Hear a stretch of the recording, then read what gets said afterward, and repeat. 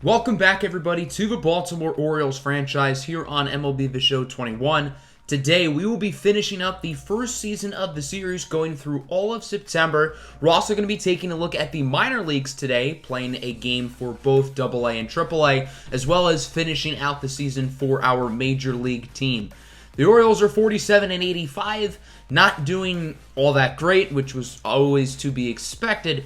But I do think this team has a really bright future, and we'll get to see some of those future pieces today with our minor leaguers. Last episode was the trade deadline, and we were very active, making 5 trades. We acquired some interesting players for the big league team in Michael Fulmer and Willie Calhoun, trying to revive their careers. And we got some elite prospects as well in Christian Robinson from the Diamondbacks, Xavier Edwards from the Rays, and now our number one prospect in the organization, starting pitcher Matthew Thompson, who we traded for from the Chicago White Sox. We've got a lot of new faces in the minor league system who I'm very excited to play with today.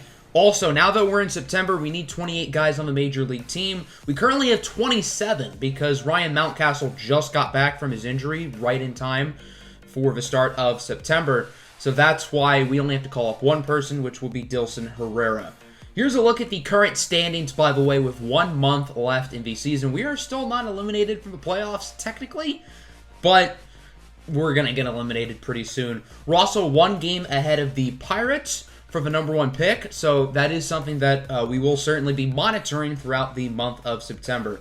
So I simulated past the 9th, which ironically is my birthday in real life, and now the Orioles are officially eliminated from the division and wild card. Figured I'd rip off the Band-Aid, get that out of the way. We are now tied with the Pirates, by the way, at 49 and 91. But we're going to switch our focus to the minor leagues, starting with the AA team, the Bowie Bay Sox. I think I called them the Bowie Bay Sox last time, and I was corrected. It's Bowie. The Bay Sox are having a pretty good season for the most part. We have some really talented prospects here, the elite ones being Marco Luciano and Heston Kjerstad, both of whom are playing quite well at the moment. Luciano is the only top 50 prospect throughout Major League Baseball on the AA team. There are also some good pitching prospects as well with Grayson Rodriguez and DL Hall. We're going to be pitching with Hall today because last time I did the AA game, we went with Rodriguez. Rodriguez and Hall are both very good prospects. They both have low walks per 9, which is very concerning because you need good walks per 9 in this game. But maybe both of them can develop into something. They've both been fine this year at AA, and I'm curious to see what DL Hall can do today against the Harrisburg Senators, the AA affiliate of the Washington Nationals, and they are not having a good season unlike us. The Bay Sox are currently pushing for a playoff spot, so this is a very important game. Here's a look at both lineups today. It's pretty much the same lineup that I showed you earlier with the Bowie Bay Sox. Here's DL Hall. He is 6-8, 4.23 ERA. The whip is quite high at 1.66, which is not ideal. He'll probably start next year back in AA if I were to guess, as his first innings started off a little bit rocky. He walks KJ Harrison, so now there are 2-1 and 2 out for Jeremy De La Rosa, an A potential prospect. He hits that one into center for a single. Christian Robinson, the throw to the plate is not in time, and the Senators are on the board first. They will take a 1-0 lead here in the top of the first inning. So not a great start for DL Hall as we go to the bottom of the first. Reed Schaller will be getting the start for the Senators. He's had a pretty nice year, and he has a sick mustache, so that definitely gets him bonus points. Gotta fear the stash, you know what I'm saying? So here's Heston Kjerstad, the number 2 overall pick in the 2020 draft out of Arkansas. Gets that one into right for a hit, and that one should go for extra bases. The right fielder misplayed it. Kjerstad rounding second, headed to third. Gonna try for a triple, and he is safe.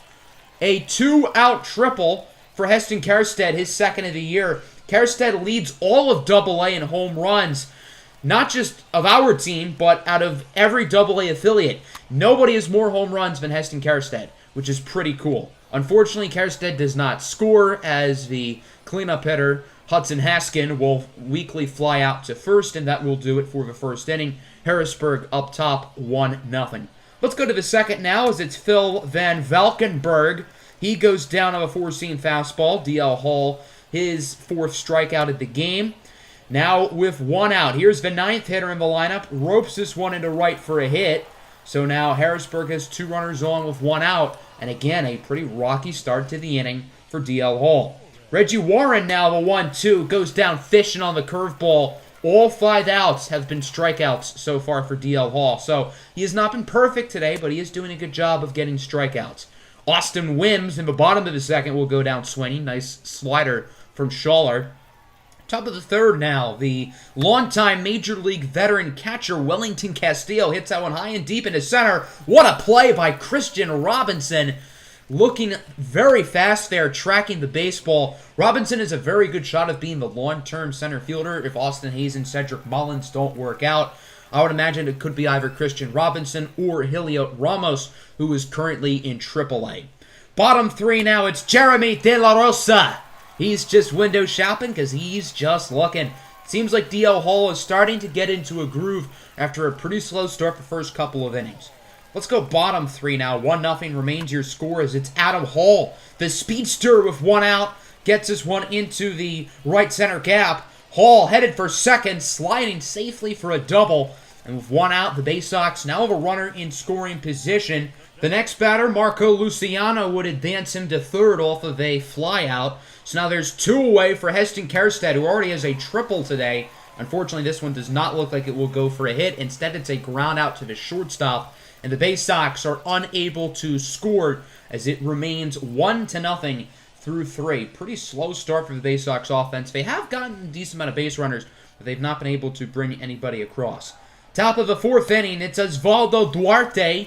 He goes down on the inside slider. A great pitch by DL Hall. A couple batters later, it's Van Valkenburg, the 1-2. Swinging and missing on the 4-seam fastball.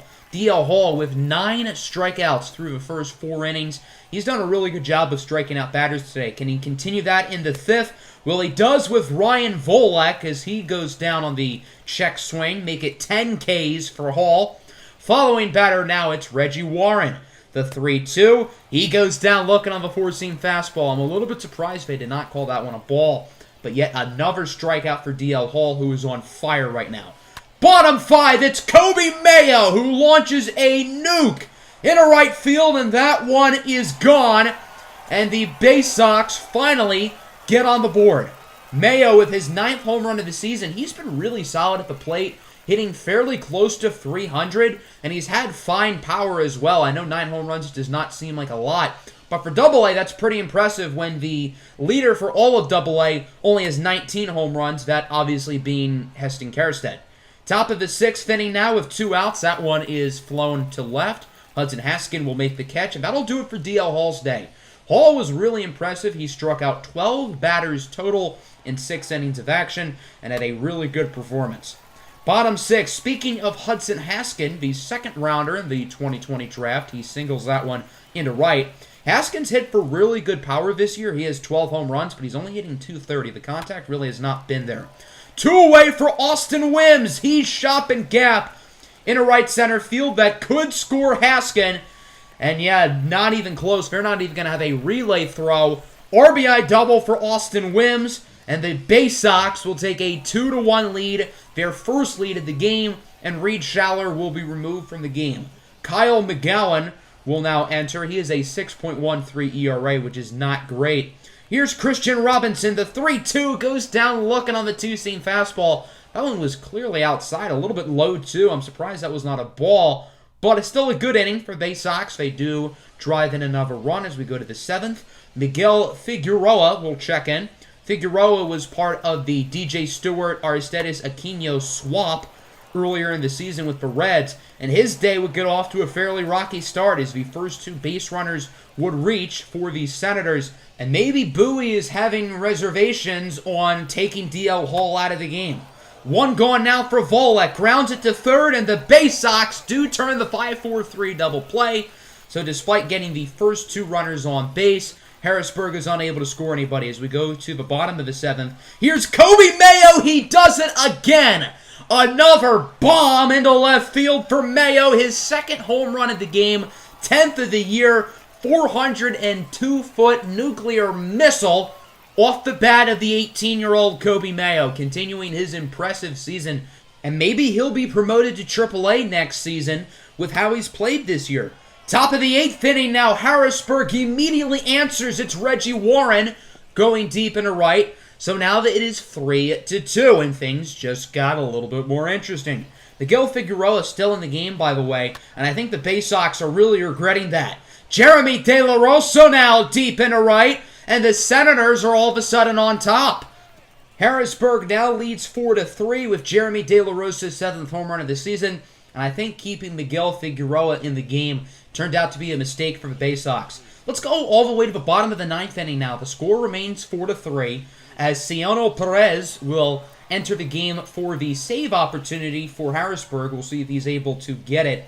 Here's Christian Robinson up with 1 out. A big opportunity to strike, and he will. Robinson, shopping gap. He's speedy. Watch out for extra bases. Rounding second. Headed to third. The throw from the cutoff man. It's going to be close, but not in time. A 1-out triple for Christian Robinson, and the tying run is now 90 feet away from home. That will bring up Gunnar Henderson. A big opportunity to tie the game up. The 3-2 pitch. Looks at the inside slider for ball 4. This does set a force out at second, so you do have to watch out for the possible double play, as that will bring up Kobe Mayo, who has gone deep twice today. It'd be a pretty nice time to get a third one. Here's the 2-2 pitch from Mayo. Goes down looking on the inside changeup. That did not look like a strike, but Angel Hernandez behind the dish says otherwise. Here's Adam Hall now, 1-for-4 with a double, and he goes down looking on the inside fastball. Called strike 3 again from Angel Hernandez. If you get it, you get it. And Harrisburg wins it 4-3. This is a game that the Bay Sox absolutely should have won. We had it, but struggled in the 8th inning, made a bad decision to keep Miguel Figueroa in the game. And it's unfortunate because we wasted a great start from DL Hall, in which he struck out 13 batters, did not allow a hit after the 2nd inning, and Kobe Mayo also hit 2 home runs, so it's not like the offense totally went silent. Let's go to AAA now. The Norfolk Tides are also fighting for a playoff spot. They are 71-63, only 2 games behind the Durham Bulls in their division, and that happens to be the team that Norfolk will be playing against in today's episode.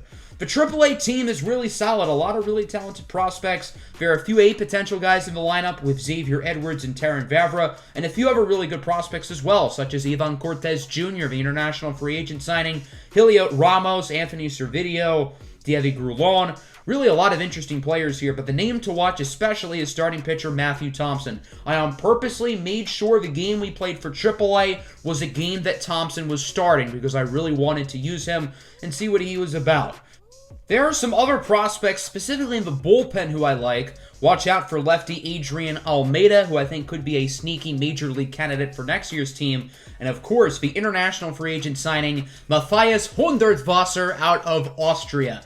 Yes, I absolutely love saying that name. I cannot wait till he's an everyday major leaguer to where I get to say his name multiple times every episode, because you won't hear me enough saying that. So let's get into this game. Matthew Thompson walking onto the mound as we look at both lineups 1-9. A lot of star power on both rosters as you look at Durham. A few A potential guys, and Michael Gigliotti, Vidal Brujan, and Greg Jones.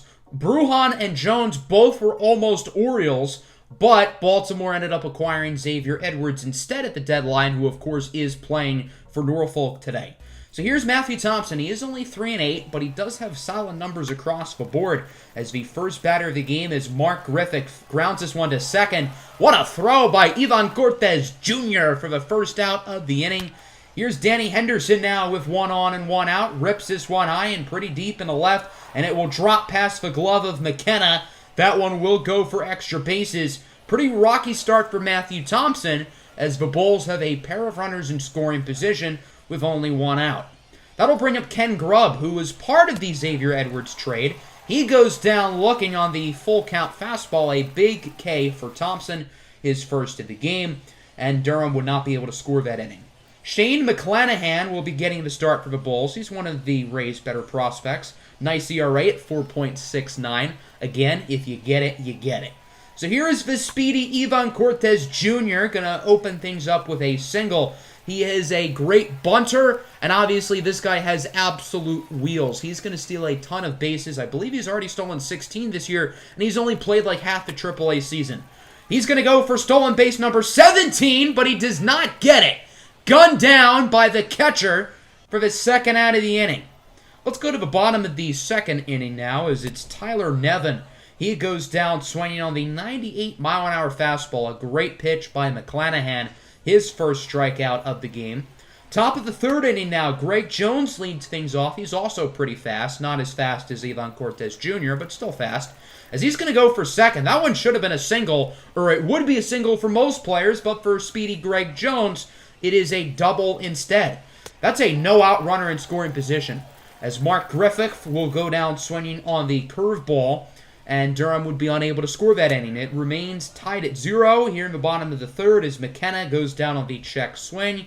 McClanahan with his second K of the day. Following batter now, it's Tevin Vavra, the 2-2. He goes down looking on the changeup. That one definitely did not look like a strike, but I guess Angel Hernandez is doing the Norfolk games as well. Top of the fourth inning now, Ken Grubb leads things off, and Grubb shopping gap into left center field. That one will go for extra bases. A double for Grubb. And at least Durham is getting runners on base. They're getting a lot of hits, and they've gotten quite a few extra base hits today, just have not been able to score anybody. Esteban Quiroz watches the wild pitch. Grubb goes to third, and he's gunned down. The other runner on first does steal second, but I don't know why Grubb went for third. He was thrown out by Dievy Grulon. The batter would then be walked, so again, it's now first and second still with one out for Vidal Brujan, who grounds it to third. Forbes to Cortez to Nevin for the 5-4-3 double play. A little bit of a jam there for Matthew Thompson and the Tides, but still no score, although Durham has been very close to getting on the scoreboard. Bottom four, Ivan Cortez goes for the bunt, and it works perfectly. This guy's going to get a lot of bunt hits in his major league career. I think he could be called up as soon as next year. A very interesting utility player. May never be an everyday guy, but he has a really interesting skill set, and I'm excited to see what he's able to do as a big leaguer. Heliot Ramos gets this one to bounce in front of a right field wall. Cortez advances to third. Ramos is safe at second, and now there are two speedy base runners in scoring position. A base hit should be able to score two here from Tyler Nevin. The 2-2 pitch from McClanahan got him looking. That one was definitely a strike. I don't know why Nevin watched that pitch sail by. McClanahan with his fourth K of the day. And here is the following batter now, Tequan Forbes. Forbes ropes this one into left, hit very nicely, and it is caught. A great play by the left fielder to save 2 runs. And through 4, it remains tied at 0. No shortage of base runners, but no runs from either side up to this point as we go to the 5th inning. Here's Greg Jones, the 1-2, goes down on the changeup. Nice strikeout for Thompson, who is up to 4 on the day. Bottom of the 5th inning now, Dievy Grulon, a former member of the Rays organization, will get this one to ground past Vidal Brujan for a single into center. So Grulon reaches base with nobody out. Could this be where the Tides finally get on the board? The next batter, Yusniel Diaz, rips a single into left. Left fielder has trouble with it, but both runners will stay. And with 2 runners on, this is Norfolk's time to shine. 2 away for Ivan Cortez Jr., who has 2 hits today, does not make it a third. Grounds out to Greg Jones, who flips it over to second. The first 2 runners reached with no outs, by the way. The Tides had a very easy chance to score there, but didn't. 1 of the 6, still tied at 0 as it's Ken Grubb drawing a walk, and Matthew Thompson would actually be taken out of the game after that. I was only trying to warm up Isaac Madison, but I accidentally pressed put in game. So I was planning on having Thompson go through 6 innings, but he only goes through 5 2/3. He still pitched very well, and the following batter just grounds out to third, so it's really not that big of a deal. Durham still scoreless through 6. Let's go to the bottom of the 6th inning now. The meat of the lineup is due up for the Tides, and that starts with Xavier Edwards, who's been pretty quiet today, but he rips this one into center for a hit. The Tides' offense started this game really slow, but they've done a lot better as the day has gone on. They just have not been able to score anybody, but they have done a solid job of getting base runners. Heliot Ramos grounds this one right to short. 6-4-3 double play, as the Bulls infield is more chemistry than a science project. And another failed opportunity for Norfolk. Top of the 7th, Madison remains in the game as he will strike out Vidal Brujan for the second out of the inning. And Madison was able to get through his inning fairly easily. Bottom 7 now still tied at 0 as it's Tiquan Forbes leading things off with a single into right. Again, the first base runner will reach for like the 3rd or 4th straight inning. Maybe this is where Norfolk finally scores a run. Shane McClanahan will be taken out of the game. 6 very strong innings for him. And Shane Boz will enter for Durham. With 1 away, it's Yusniel Diaz grounds it right to short for yet another double play. How many double plays are the Tides going to ground into? They keep getting base runners and they keep wasting opportunities. Adrian Almeida will enter here in the 8th inning. He was the closer for the AAA team for a while, but was moved to a setup role with the addition of Matthias Hundertswasser, as Greg Jones will strike out on the 4-seam fastball. Good at bat for Almeida. And he would get through the top of the 8th inning without any issues. As we go to the bottom of the 8th inning now, still tied at 0. And again, for like at least the 4th straight inning, the first base runner for Norfolk will reach as it's a single for Ryan McKenna. Thought about going for 2, but decided to stay at first. 1 out now for Ivan Cortez Jr. This one will drop into left for a hit. Cortez goes 3 for 4 on the day with a trio of singles. Now there are runners on first and second for Xavier Edwards. Can he finally put the Tides on the board? It looks like he will. Past the glove of the 3rd baseman. McKenna will score. Ivan Cortez Jr. should also score. Edwards is headed to 3rd. He is out by a mile. Not that it matters, because the 2 runners will score, and finally there are runs on the board. It nearly took us 8 full innings, but an RBI double from Xavier Edwards will do it, and Norfolk now leads 2-0 as we go to the top of the 9th. The Austrian Matthias Hundertswasser is on for the save. It would be his 14th of the year. Here's Ken Grubb, the former member of the Orioles organization, gets that one to deflect off the leg of Hundertswasser. A great play by Ivan Cortez Jr. to get the out. Probably would have been a base hit had it not deflected off of Hundertswasser, who is a little bit shaken up. But he's going to give the thumbs up to the dugout that he will remain in the game for what could be the final batter. It's Kevin Smith. The 1-2 grounds it to first. The play will be made by Tyler Nevin. And the Norfolk Tides get the 2-0 shutout victory. Remember, the other AAA game we played this year, we won 1-0. So in 18 innings of AAA action, I have not allowed a run with the AAA team, which is kind of wild, but still pretty cool. Durham had 4 hits. They really did not get much going other than the first couple of innings. Shane McClanahan did a great job, but Shane Boz ended up blowing the game. We ended up with 10 hits. 7 of our 9 position players did get hits, including 3 for Ivan Cortez Jr., and the pitching was great. Matthew Thompson was very good, and the bullpen did not allow a single base runner for the rest of the game, which is pretty crazy. So a good win there for the Tides to put them within 1 game of the Durham Bulls. Unfortunately, as we simulate the rest of the minor league seasons, neither Norfolk nor Bowie makes the playoffs. The Tides lost out by 1 game. That sucks. So now let's simulate to the final game of the major league season. The Orioles are 53-98. We would go 4-6 in that span to put us at 57-104 for our final matchup of the year against the Toronto Blue Jays. Here are the numbers going into Game 162. I'll have a better, more official season recap in the next episode, which will actually be the offseason episode. It's going to be a very quick season recap, and then we'll get to the offseason. I'll be talking more about that at the end of today's video.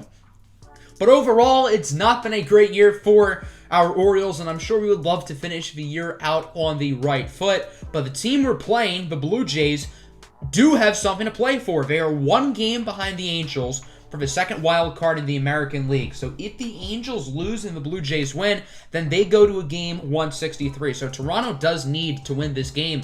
It's also worth noting that both the Orioles and the Pirates are 57-104. So the Orioles could clinch the #1 pick today with a loss and a Pirates win, and vice versa. Pittsburgh could also clinch the #1 pick.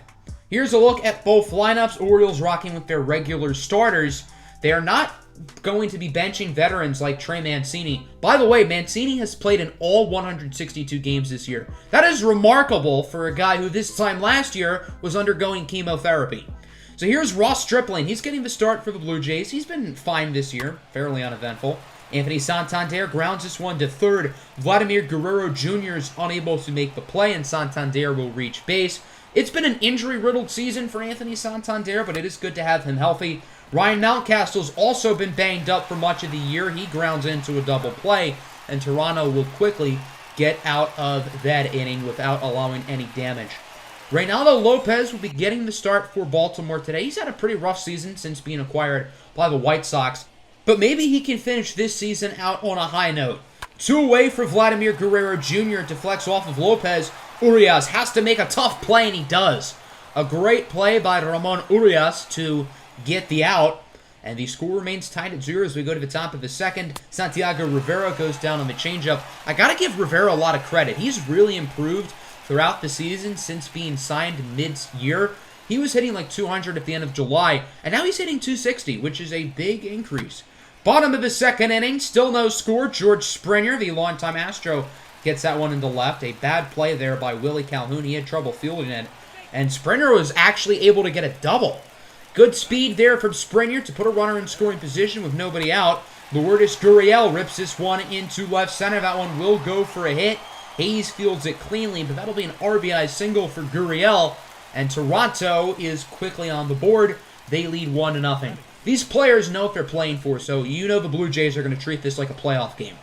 Top of the third inning now, runner on first, nobody out for Austin Hayes. He's shopping gap in a right center. That could score a run, and it looks like it will. Baltimore quickly ties this game up at 1 off of an RBI double by Austin Hayes. That's Willie Calhoun who slides safe at home, and this game is now knotted up. Bottom 3, 2 away for Cavan Biggio. Gets that one past the diving glove of Urias for a single. So now there are 2 runners on base and 2 outs. A big opportunity for Vladimir Guerrero Jr. We'll see if he is successful. He gets a high-hanging pitch up in the zone. Hits it fairly high and deep in left, but not deep enough as Cedric Mullins is under it to make the grab. And the score remains tied at 1 through 3 as we go to the 4th. Here's Adley Rutschman, who's had a pretty nice month of September, rounding out an overall pretty solid rookie year, although he does not have a nice at-bat here, grounding into the 6-4-3 double play. The score remains tied at 1. Let's fast forward now to the 6th inning, still tied at 1. Both pitchers have done a great job as Anthony Santander gets a pitch he likes and will absolutely crush it into the second deck in right.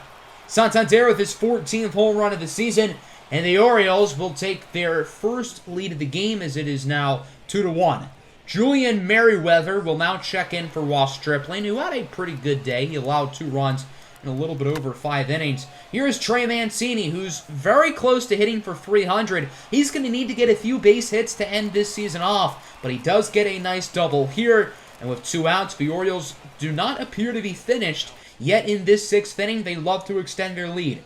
Here is Adley Rutschman now, the 3-2 pitch from Merriweather. And Rutschman hits that one high and pretty nice into right, but it will be caught to end the inning. But not before Baltimore does take the lead, courteous of a solo shot by Santander. Reynaldo Lopez would be taken out of the game. Lopez had a pretty good day, 5 innings, only allowing 1 run.